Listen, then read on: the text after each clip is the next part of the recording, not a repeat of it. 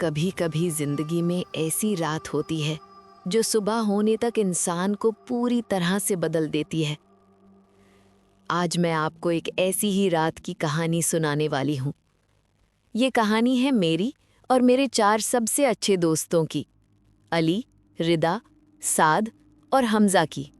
ये बात कुछ 3 साल पुरानी है। हम सब कॉलेज के दोस्तों का ग्रुप था।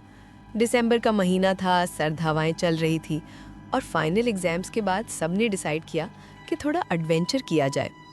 अली ने एक आइडिया दिया, चलो पुराने बंगले चलते हैं जो हाईवे के किनारे पे है। कहते हैं वहाँ कोई रहता नहीं, लेकिन रात को वहाँ लाइट्स ऑन हो जाती हैं।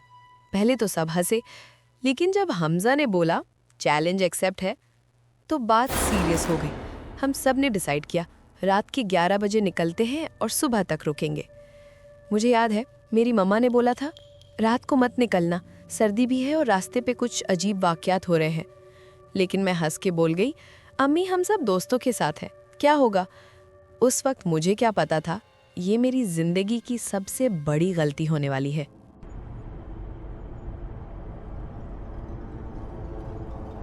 रात के करीब 11:30 बज रहे थे जब हम लोग कार लेकर निकले। रास्ते पे कोई भी नहीं था। ठंडी हवा और कार के अंदर का साइलेंस अजीब लग रहा था।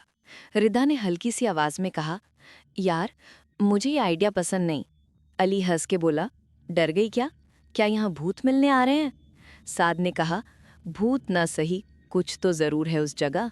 मैंने सुना है लोग वहाँ जाकर वापस नहीं आते। हमजा ने लाउड म्यूजिक चला दिया ताकि टेंशन कम हो जाए। लेकिन जैसे ही हम उस बंगले के पास पहुंचे, म्यूजिक अपने आप बंद हो गया।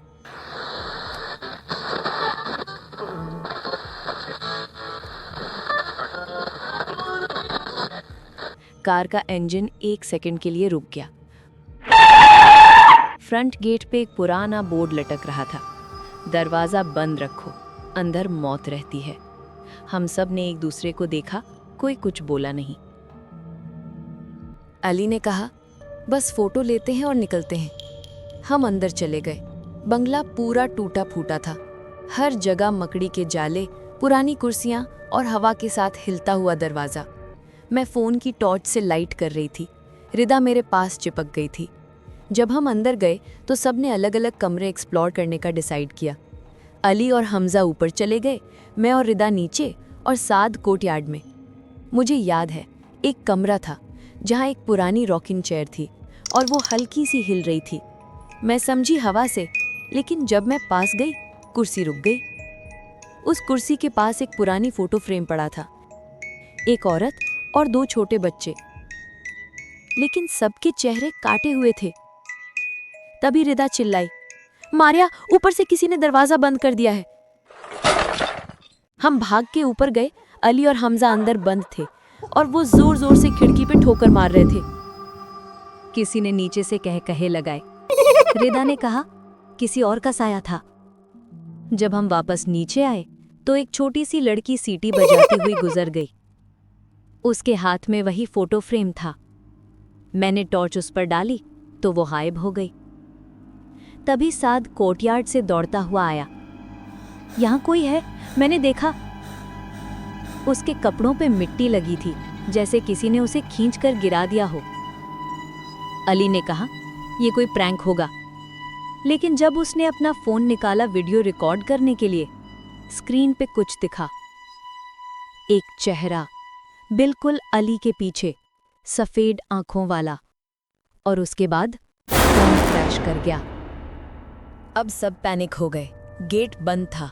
हमने धक्का दिया, मारपीट की, लेकिन गेट खुल नहीं रहा था। तभी अंदर से एक औरत की आवाज आई, क्यों आए हो मेरे घर? हमने टॉर्च इधर उधर घुमाई, कोई नहीं था। पर उस आवाज के बाद हर जगह से बच्चों के हंसने की आवाज आने लगी। हर कोने से वही फोटो फ्रेम घूमकर वापस आ जाता था। हमजा ने कहा, मैं विंडो तोड़ता हूं। जैसे ही उसने हाथ लगाया, कांच के टुकड़े उसके हाथ में चुभ गए और उसके हाथ पे लिखा हुआ था, तुम सब मर जाओगे।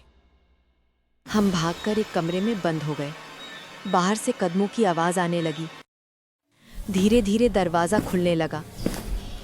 दरवाजे के पीछे से वो औरत का चेहरा नजर आया, वही जो फोटो फ्रेम में थी, लेकिन आंखों से लहू निकल रहा था। मैंने आंख बंद कर ली और दुआ पढ़ना शुरू किया। एक जोर का धमाका हुआ और सब अंधेरा। जब मेरी आंख खुली तो हम सब बंगले के बाहर थे। सुबह हो चुकी थी और आसपास कोई नहीं था। हमजा का हाथ पूरा बैंडेज था और अली बेहोश था। जब हम घर वापस आए, हर किसी के फ़ोन में वो फ़ोटो फ्रेम वाली इमेज सेव थी, बिना किसी के रिकॉर्ड किए। उस दिन के बाद हमने उस बंगले का नाम भी नहीं लिया। लेकिन आज भी कभी-कभी रात को जब मैं फ़ोन ऑन करती हूँ, एक नोटिफिकेशन आता है, फ़ोटो फ्रेम अपडेटेड। और उस फ़ोटो में हम सब 5 दिखते हैं, मगर इस बार मेरे चेहरे पे क्रॉस लगा होता है। कुछ कहानियाँ सिर्फ कहानी नहीं होती, कुछ लोग सच में उन्हें जीते हैं।